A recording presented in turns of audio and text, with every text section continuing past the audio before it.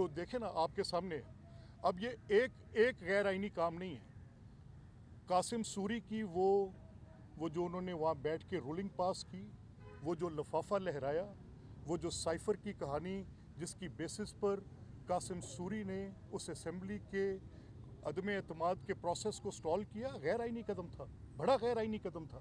میں اپنی پارٹی سے بارہا کہتا رہا, تو ہماری گورنمنٹ بھی تھی, میں ان سے بارہا کہتا رہا کہ یہ ایک آرڈینری ایکٹ نہیں ہے. تو وہ مباحث میں پھنس گیا, بحث میں بات پھنس گئی. کچھ کہتے کہ جی یہ سب version is a whole constitution کو نہیں پھینکا گیا تو اس پر کارروائی نہیں ہو سکتی. بہرحال اینی ویز میں آج اس بات پر I have very serious concern کہ اگر آج آپ آروز کے الیکشن کے نوٹیفکیشن کی معطلی کے لیے اب ازیومنگلی لیٹ سے چیف جسٹس صاحب کل جمعے کا دن ہے, کل اس پہ وہ آج تو ہم نے نہیں دیکھا کہ کوئی بینچ تشکیل پائے. اگر کل کو بینچ وہ تشکیل دے دیتے ہیں, میں ازیوم کر رہا ہوں, تو اگر وہ بینچ تشکیل دے دیتے ہیں اور وہ بینچ بیٹھ جاتی ہے تو وہ نوٹس کرتی ہے, اور اگر وہ بہت جلدی بھی طلب کرتی ہے تو منڈے تک بات کو لے کر جاتے ہیں. تو اگر منڈے تک بات جاتی ہے تو تحریک انصاف نے خود یہ الیکشن 8 تاریخ کا روکا.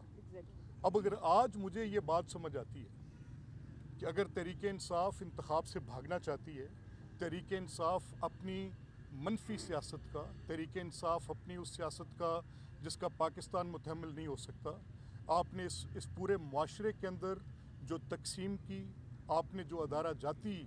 لڑائی کی, آپ نے جو سیاست کو اور باقی جو پاکستان کے ریاستی ادارے ہیں جو سیکیورٹی کے ذمہ دار ہیں, افواج پاکستان ہیں, عدلیہ کے خلاف آپ کا جو پوزیشن آپ نے اختیار کی, جب آپ کے خلاف فیصلے آئیں تو آپ طے کر لیتے ہیں کہ ان لوگوں کی نہ فیملی لائف کو چھوڑا جائے گا. میں نے خود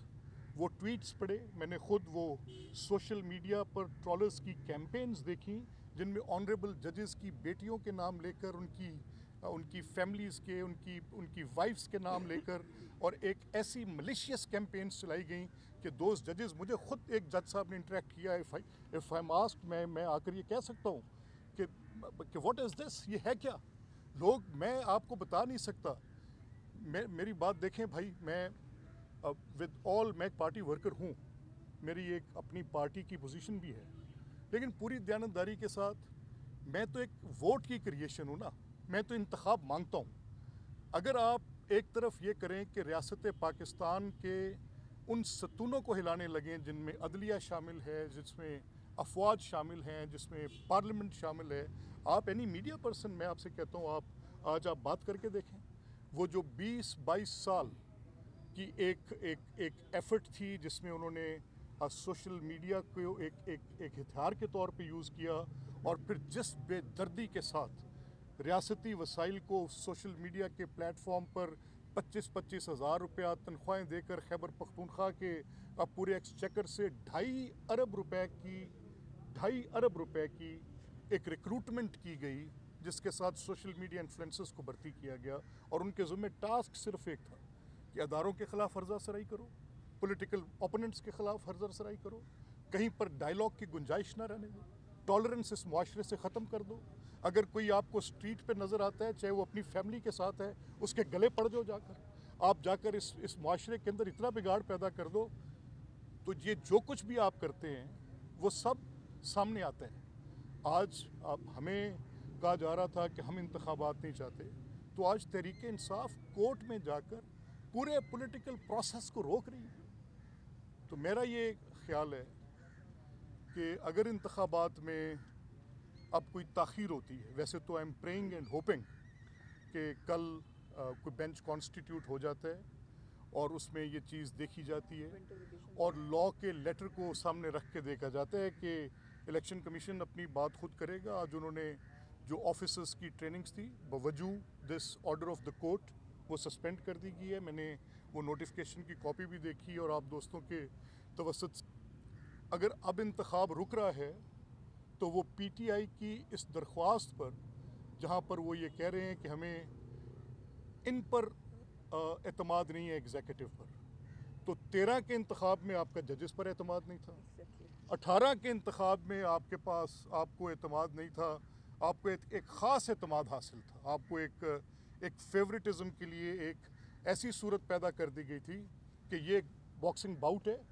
اس میں باقی لوگوں کے ہاتھ پیر باندھ دیے گئے ہیں.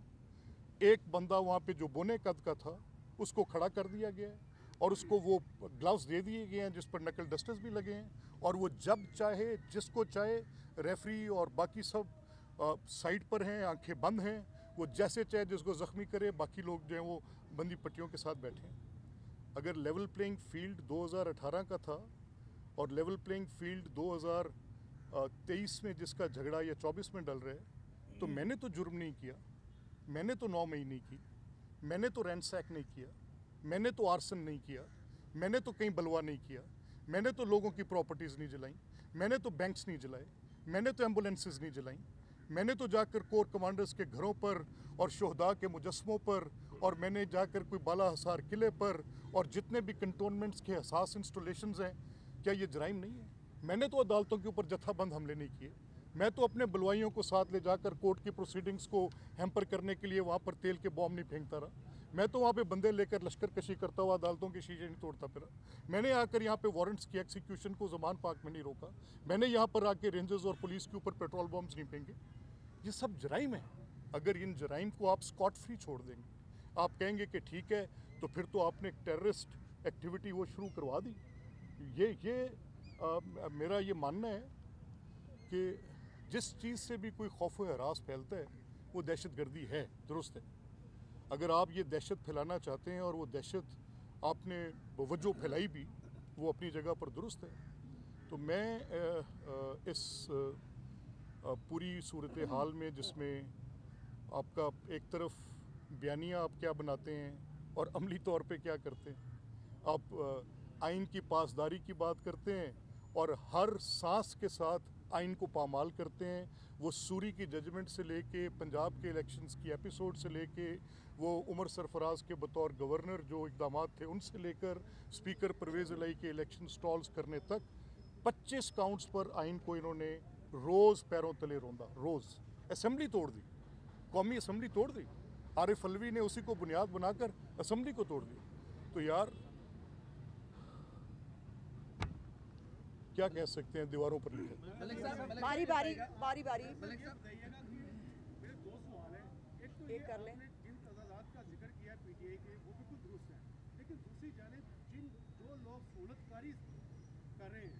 میں خصوصی طور پر ان ججز کا کہوں گا جنہوں نے یہ نوٹیفکیشن معطل کیا ہے, کیا انہیں آئین و قانون کا نہیں معلوم؟ کیا انہیں نہیں معلوم تھا, میں سوال سن لیجیے, کیا انہیں نہیں معلوم تھا کہ اس سے الیکشن التوا میں جا سکتی ہے؟ دوسرا میرا یہ سوال ہے کہ آپ کے قائد نواز شریف آج کل یہ کہہ رہے ہیں کہ میں اپنے جو میرے ساتھ جو ہوا وہ میں معاف کرتا ہوں, لیکن ان کا احتساب ہونا چاہیے, حساب ہونا چاہیے, جزا اور سزا ہونی چاہیے. کیا آپ اقتدار میں آ کر ان کا احتساب کرنے جا رہے ہیں یا نہیں؟ یہ دو آپ بھی لے لیں. سر میرا سوال یہ ہے کہ اس بدقسمت ملک کی جمہوریت کو سیاسی جماعتوں نے خود دفن کر دیا ہے. ایک دروازہ آپ نے کھول دیا کہ اس ملک میں ہمیشہ انتخابات ڈیلے ہوں گے. وہ سینسس کے نام پر وہ جب 14 مئی کو انتخابات ہوتے رہے, سپریم کورٹ کہتی رہی آپ پیسے دیں, آپ نے پیسے دینے سے انکار کیا, آپ کی وزارت دفاع نے سیکیورٹی دینے سے انکار کیا, وزارت داخلہ نے سیکیورٹی دینے سے انکار کیا. تو یہ تو ایک پورا کنسنسس ہے کہ انتخابات نہ ہو, کسی ایک کا نیریٹو بنانے کی یہ کوشش نہیں ہے آپ؟ دیکھیے, میں آپ دونوں کے سوالات بڑے امپورٹنٹ اینڈ ایم گلیڈ کہ آپ نے دونوں سوالات کیے. دیکھیں, میرا جہاں تک اس بات پہ آپ کا کہنا ہے کہ 14 مئی, تو میں تو 14 مئی کے انتخابات کے 3 بنیادوں پر شدت سے مخالف تھا, اور میری یہ تھینکس گاڈ میں آج آئی اسٹینڈ ونڈیکیٹڈ. میں یہ کہہ رہا تھا کہ آپ الیکٹورل پروسیس کو توڑ نہیں سکتے. میں یہ کہہ رہا تھا آپ پک اینڈ چوز نہیں کر سکتے. آپ یہ الیکشنز کے articles they have to be, ان کو آپ نے اکٹھے لینا ہے. اگر آج نظام یہ ہے کہ کیئر ٹیکرز ہوں گے تو اسی کیئر ٹیکرز کے تحت 60 دن یا 90 دن میں انتخاب ہوں گے. اگر آپ صوبے میں الیکشن کراتے ہیں اور وفاق کی حکومت کیئر ٹیکر نہیں ہے تو یہ ممکن نہیں ہے. یہ کانسٹیٹیوشن نے اس کا حل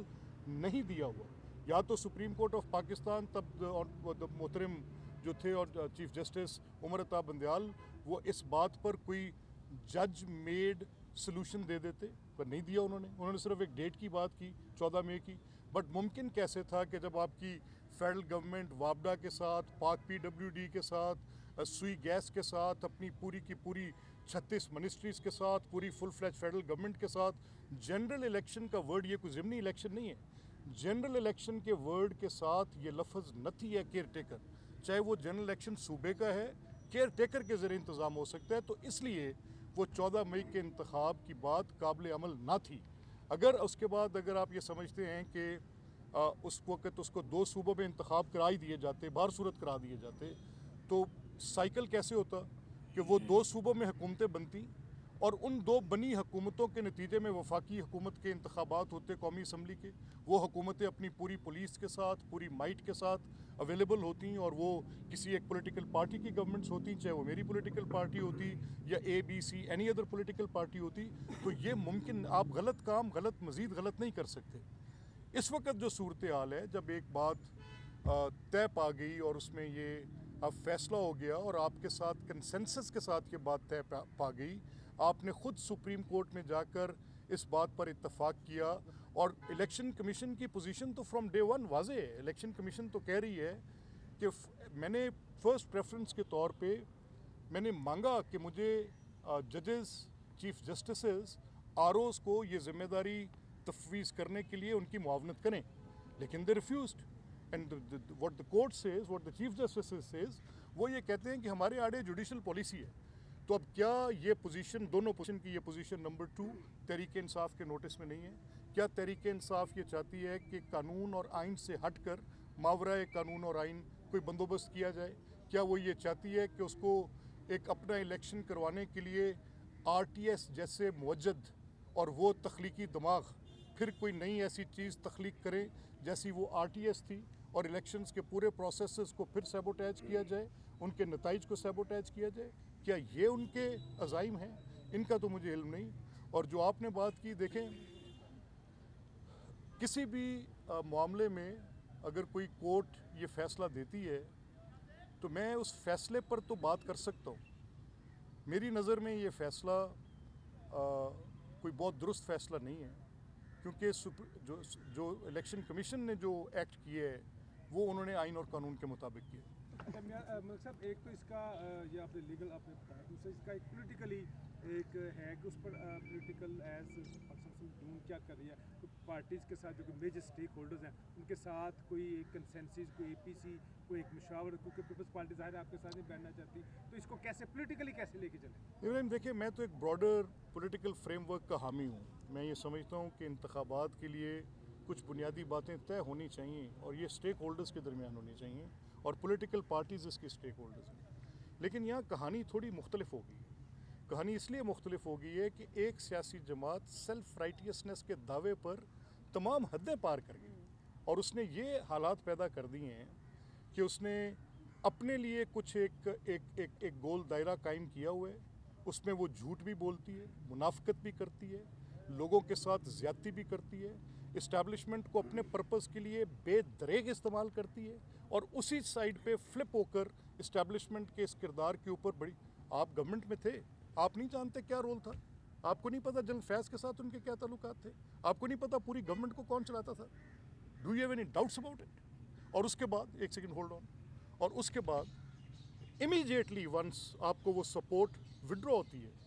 आप उनके उस सियासी किरदार के ऊपर आप उनको फतवे देते, आप उनको गद्दार तक कहते हैं। यानी आप इमेजिन करें कि एक प्राइम मिनिस्टर ऑफ पाकिस्तान ओहदे से एक इलेक्टोरल प्रोसेस के ज़रिए, एक डेमोक्रेटिक प्रोसेस के ज़रिए वोट आउट होता है, सपोर्ट लूज़ करता है और इमीडिएटली पहला अटैक वो क्या करता है, वो अटैक करता है इस बात पर कि आप न्यूट्रल नहीं हो सकते। यानी अगर फ़ौज का किरदार न्यूट्रलिटी का है और वो कहते हैं कि आप न्यूट्रल हो रहे हैं, तो कहते हैं आप न्यूट्रल हो नहीं सकते, आपको मेरी हमायत करनी है, मैं मदा ज़ले अलह हूँ, अगर ये सिपा सलार मेरे घोड़े की तनाबे नहीं खींचेगा तो ये सिपा सलार नहीं रहेगा। यार कम ऑन। मलिक साहब, ये बताइएगा कि चौधरी सालिक साहब की तरफ से दावा किया गया कि 4 कौमी और 8 सूबाई असम्बलियों की सीट पर एडजस्टमेंट उनके साथ तय पा गई है और इसके साथ साथ IPP ने भी 10 कौमी असम्बली की सीट पर जो है वो का दावा किया है, और इसके बारे में आप क्या कहेंगे? क्या ये डील तय हो चुकी है या एडजस्टमेंट हो चुकी है सीट की? नहीं, मेरे इल्म में कोई ऐसी तफसील नहीं है जो आप कह रहे हैं, लेकिन मैं ये कह सकता हूँ कि ये इख्तियार पार्लियामेंट्री पार्टी लीडरशिप जब इसको इन चीज़ों को देखेगी, तय करेगी और फिर ऐलान करेगी। गालिबन शायद I am not in a position to से। जैसा कि आपने कहा 2024 की जैसे प्रेस कॉन्फ्रेंस में आपने कहा کہ 2024 کے انتخابات اگر ڈیلے ہوتے ہیں تو پی ٹی آئی ذمہ دار ہے. یہ کیا اب مسلم لیگ نون اکیلے کوئی اس پہ لاہے عمل طے کرے گی یا پی ڈی ایم کے پلیٹ فارم سے آپ کا کوئی؟ میں نے آپ سے کہا کہ ایک براڈر فریم ورک، ایک لارجر پولیٹیکل کنسنسس، میں اس کا حامی ہوں. Thank you sir. میں سمجھ کہ اگر انتخابات، جیسے آپ نے کہا ابھی فرمایا کہ انتخابات جو ہے وہ تاخیر کا شکار ہوتے ہیں، تو پھر آپ کیا سمجھتے ہیں کہ تمام سیاسی جماعتوں کے پاس کیا لاہے عمل ہونا چاہیے؟ کیا آپ بیٹھ کے ایک ٹیبل پہ بیٹھیں گے، کیا گفتگو ہوگی، کیا لاہے عمل اختیار کریں گے؟ نہیں، میری خواہش اور دعا تو ہے کہ یہ جو آج انتخابات کو مؤخر کرنے کی بات کی گئی ہے، اب وہ بات انتخابات کو مؤخر کرنے کی ہے نہیں، یہ ہم ازیوم کر رہے ہیں. وہ ایسے ہے کہ آر اوز کا نوٹیفیکیشن سسپینڈ ہوا ہے. لیٹ سے وہ with in time in a larger bench کچھ ایسا فیصلہ آ جاتا ہے کہ مؤخر نہیں ہوتے، تو میرا خیال ہے یہ اس پر بات بعد میں کی جائے. ملک صاحب، سپریم کورٹ نے ایک سٹے ختم کیا ہے آرمی فورس کے حوالے سے. یہ کہا جا رہا ہے کہ اب جو 9 مئی کے جو واقعات ہیں وہ آرمی کورٹ میں چلیں گے. اس حوالے سے پارٹی کا موقف؟ دیکھیں یار، میں آنیسٹلی اسپیکنگ میں یہ سمجھتا ہوں کہ یہ جو فوجیں ہوتی ہیں نا، ان کی ایک پرائیڈ ہوتی ہے، ان کا ایک فین فیئر ہوتا ہے، ان کی ایک ڈگنیٹی ہوتی ہے. اگر کوئی کسی اقدام کے ساتھ آپ اس ڈگنیٹی کو ایروڈ کرنے چلے جائیں، ان کی وہ پرائیڈ چھیننے چلے جائیں، تو آپ بنیادی طور پہ اپنے ملک کے دفاع کو کمزور کر رہے ہوتے ہیں. اور وہ چیز ہے کہ ایک سیاسی جماعت کرے، اور سیاسی جماعت ایک منظم منصوبہ بندی کے تحت کرے، اور ایسے کرے کہ اس کو ایک پلاننگ کے ساتھ، ایک پری میڈیٹیٹڈ تھاٹ کے ساتھ، ایک پورے پروگرام کے ساتھ، روٹس طے کر کے چند دن پہلے اس گارب میں کہ وہ چیف جسٹس کی حمایت میں ریلی نکال رہی ہے، کنٹونمنٹس کے اندر سے ریلیاں نکال کر لے کر جائے، پوائنٹس بنائے، اور یہ سب کچھ کرنے کے بعد باقاعدہ اس کو ایکسیکیوٹ کر دے. تو میں اس کو سمپل ایکٹ آف ٹیررزم نہیں سمجھتا. میں یہ سمجھتا ہوں کہ یہ آپ کی افواج کے خلاف ایک باقاعدہ منصوبہ بندی کے ساتھ کیا گیا حملہ تھا. 9 مئی ایک کوئی آرڈینری کام نہیں ہے. میں ایز اے ٹرو پاکستانی یہ سمجھتا ہوں کہ جب آپ اس طرح کے اقدامات کرتے ہیں تو ان کے لیے آپ کے پاس دنیا کے اندر اگزامپلز ہیں. پوری دنیا کے اندر رائج قوانین یہ کہتے ہیں کہ جو اسپیشل اوفینسز ہیں وہ اسپیشل کورٹ سے ٹرائل کرتے ہیں. ملک صاحب، یہ بتائیے گا کہ یہ جو ہے الیکشن پوسٹ پون ہونے کی باتیں تو کافی دنوں سے چل رہی تھیں. زرداری صاحب نے اپنے ایک انٹرویو میں بھی ذکر کیا، آپ کی پارٹی پہ بھی الزامات لگتے رہے. تو اب یہ بالکل ایگزیکٹلی لگتا ہے جیسے ایک پلان طریقے سے ہو رہا ہے. اور کیا کوئی انویزیبل فورسز ہیں جو تو کیا میرے پلان میں طریقے انصاف بھی شامل ہے؟ ویری ویل سیڈ جی ملک صاحب، ویری ویل سیڈ. بہت بڑا اچھا جواب ہے.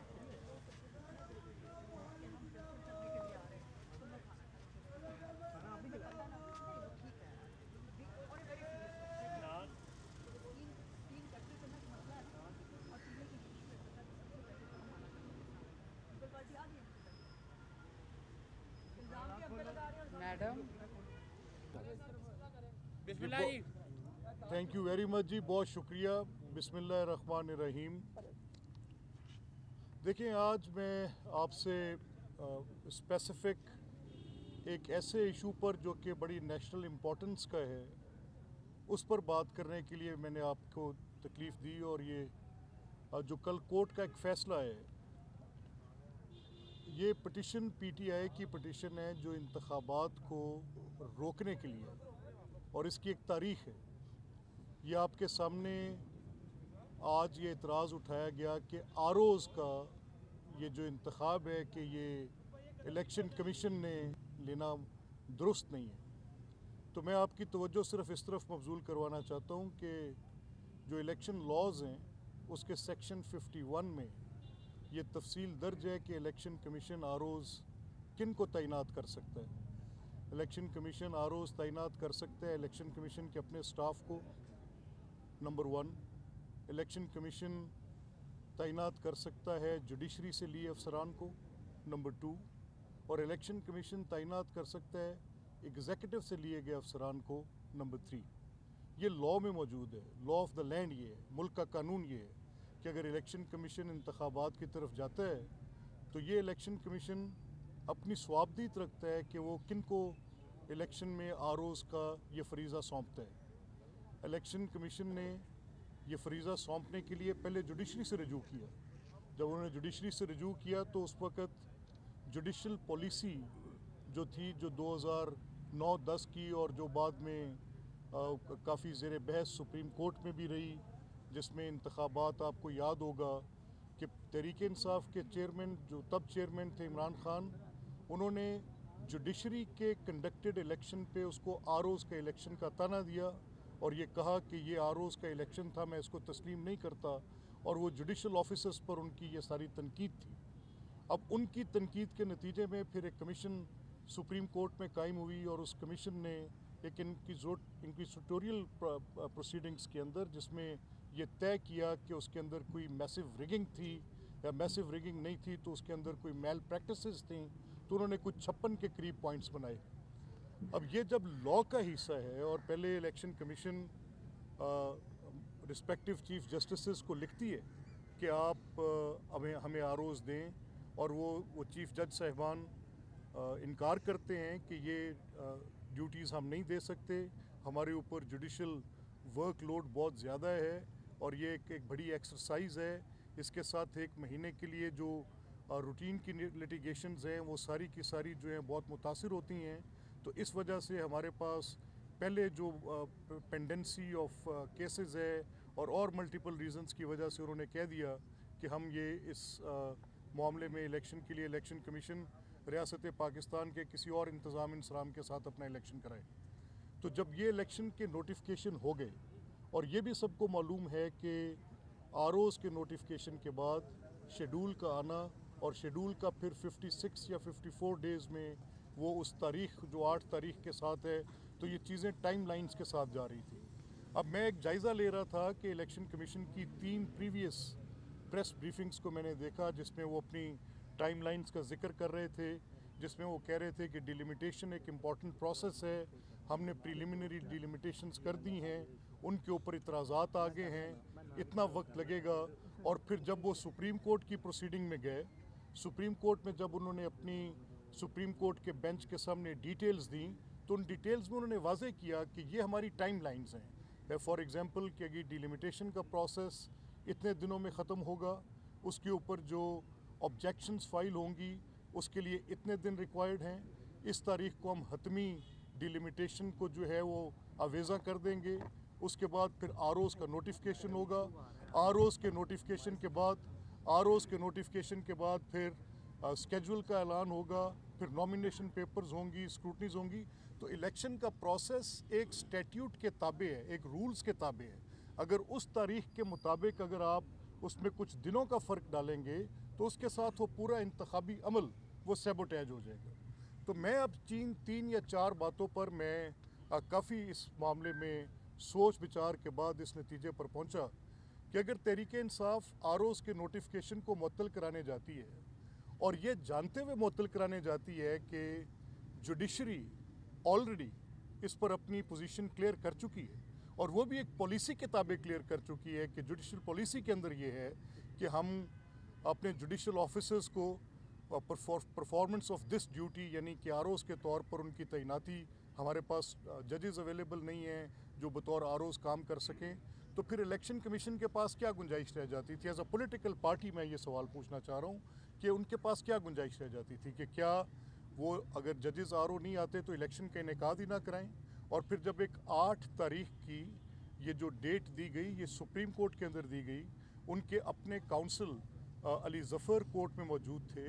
ये प्रेसिडेंट ऑफ पाकिस्तान जो कि मेरा बड़ा शदीद एतराज़ है कि वो पार्टी टू द प्रोसीडिंग्स नहीं हो सकते थे, वो कभी भी एक पॉलिटिकल पार्टी के सरबराह हेड ऑफ द स्टेट, पूरे मुल्क के हेड ऑफ द स्टेट होता है। जस्ट ये मोहतरम अलवी साहब को he should have risen beyond that party affiliation, और ये उनका बतौर सदर इंटरव्यू देना कि मेरे चेयरमैन वो हैं। भाई आप सदर मुमलिकत हैं, और सदर मुमलिकत की आइन के अंदर पूरी तफसील दर्ज है कि वो रियासत में होता है, नॉन पार्टीजन होता है, लाहौर हाई कोर्ट्स के फ़ैसले हैं। मोहतरम आसिफ अली जरदारी साहब के केस के अंदर उसमें उन्होंने बताया कि सदर मुमलिकत किसी जमात का हिस्सा नहीं रह जाते जब सदर मुमलिकत होते हैं। लेकिन एनीवेज़ जब ये इतनी कंसल्टेशन के साथ वो ये एक डेट 8th डेट आ गई थी, तो तहरीक इंसाफ एक तरफ तो ये शोर करती है कि जी देखें हम इंतखाबात मांग रहे थे। भाई आप जब इंतखाबात मांग रहे थे, मुझे याद है मैं ख़ुद परवेज़ इलाही साहब के पास गया और मैंने उनसे ये कहा कि एक unconstitutional act will further breed अनकॉन्स्टिट्यूशनलिटी। आप जो काम करने जा रहे हैं कि आप 3 या 4 माह पहले इलेक्टोरल साइकिल को तोड़ेंगे, आप आर्टिकल 90 डिमांड करेंगे, साथ आर्टिकल 220, 221 और उसके साथ जो केयर टेकर्स के मुतल्लिका आर्टिकल्स हैं, इन सब को आप पसे पुश डाल देंगे, तो आपका ये गैर आइनी इक़दाम होगा, एक पॉलिटिकल एक्सपीडेंसी के तहत होगा। आप एक सूबे में इलेक्शंस मांग लेंगे, दूसरे सूबे में इलेक्शंस मांग लेंगे, और जनरल इलेक्शंस के बिल्कुल 2 माह कबल आप 2 सूबों के अंदर एक रेगुलर गवर्नमेंट को, एक इलेक्टेड गवर्नमेंट को लाकर इन प्लेस कर देंगे, तो केयर टेकर्स का पूरा सिस्टम रिडंडेंट हो जाएगा, वफाक में भी ख़त्म होगा, सूबों में भी ख़त्म होगा, इलेक्टोरल साइकिल डिस्टर्ब होगा, नतीजतन पूरा इंतखाबी अमल सैबोटैज हो जाएगा। तो प्लीज़ डोंट डू इट, आपके ना करें। बहरहाल laser said is better said, वो हुआ जो हुआ, आपने देखा कि एक गैर आइनी इक़दाम उनका टेक्स्ट बुक रीजनिंग में, यस ये ठीक है, वो असेंबली तोड़ने का इख्तियार रखते थे, लेकिन इख्तियार has to be used with due diligence, बड़ी केयर के साथ इस्तेमाल करना पड़ता है। कई इख्तियारात ऐसे होते हैं जब आप उनका इस्तेमाल कर रहे होते हैं तो लेटर में यानी कानून के अंदर लिखे के मुताबिक आप कर सकते हैं, लेकिन उसकी इम्प्लिकेशंस और उनके फॉल आउट्स वो कॉन्स्टिट्यूशनल क्राइसिस क्रिएट कर देते हैं। तो ये हम उनसे बात कर रहे थे कि ये एक पॉलिटिकल कोर्स है, तो आप काइंडली इस पर गौर करें कि आपका ये एक पॉलिटिकल एक्सपीडियंसी के तहत किया गया इकदाम फर्दर अनकॉन्स्टिट्यूशनैलिटी ब्रीड करता रहेगा, और फिर रेस्ट इज़ हिस्ट्री। आपने देखा कि फिर उस पर बड़े दलाइल आए, मैंने तब भी आकर कहा था, मैं कहा अच्छा आपने कर दिया, अब अगर 90 दिन में आप ये साइकिल तोड़ेंगे और इंतखाब अगर 90 दिन में होते तो क्या कॉन्सिक्वेंस इंटेल कर लेंगे आप। At the best supreme court में जस्टिस अतर मिनल्ला की एक जजमेंट में मैंने देखा, वो कह रहे हैं कि इसके ऊपर बात होनी चाहिए, फैसला होना चाहिए, लेकिन एक सियासी अमल उसको इस तरीके से अपने मुफाद के तहत आप उससे मकासद हासिल करना चाहें तो वो उसके फिर नुकसान होते हैं। आज तहरीक इंसाफ एक तरह मिल रहा, तो जब इंतखाब मिल रहा है तो आप भाग रहे हैं। आपकी ये पटिशन आरओज़ के नोटिफिकेशन, मेरा इंटरेस्ट नहीं है, may it be any judicial officer में भी, अगर वो कोर्ट्स कहती हैं अपनी जुडिशल पॉलिसी से डिविएट करती हैं, बट मेरा एक इंटरेस्ट है कि जब एक फ्री एंड फेयर और एक जस्ट इलेक्शंस करवाने का मैंडेट इलेक्शन कमीशन के पास है, उसी आर्टिकल 200 में उनको ये इख्तियार दिया गया है कि वो अपनी मदद के लिए किसी को भी मुआवनत के लिए तलब कर सकते हैं, उनसे मदद मांग सकते हैं, उनके ज़िम्मे को फरीज़ा डाल सकते हैं। तो जब उन्होंने ये एग्जीक्यूटिव को डाल दिया,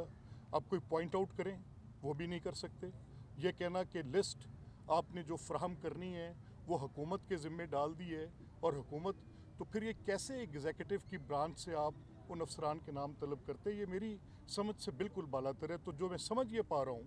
कि इमरान की सियासत उनके लिए ख़ुद एक मुश्किल सूरत हाल पैदा होगी। उनका अपनी ज़ात की, अपनी नार्सिज्म में वो इस तरह से फंसे रहे कि अगर वो ख़ुद वज़ीर आज़म नहीं हैं तो वज़ीर